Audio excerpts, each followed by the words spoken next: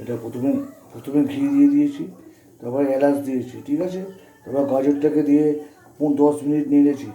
নাড়ার পর সামান্য 2 চামচের চিনি দিয়েছি। তুমি চিনি বলবে, হ্যাঁ, 4 চামচের চিনি দিয়েছি। চিনি দেওয়ার পর ওটা দিয়ে নিয়েছি, চিনির জলটা দিয়ে ওটা সেদ্ধ হয়ে গেছে। ওটা ফুটছিল, হ্যাঁ, ভাজা হয়ে গেছে রোস্টেড। ওটার পর আমি ড্রাই ফ্রুটসগুলো ভেজে রেখেছো তো? কোথায় দেখাও, এইদিকে নিয়ে এসো। এগুলো অ্যাড করা হবে তো ড্রাই ফ্রুটসগুলো?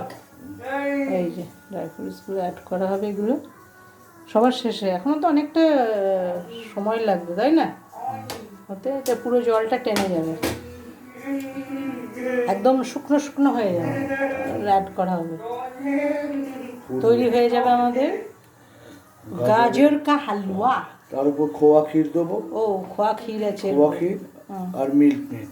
মিল্ক মেড, আচ্ছা, এটা দিয়ে বানানো। ওকে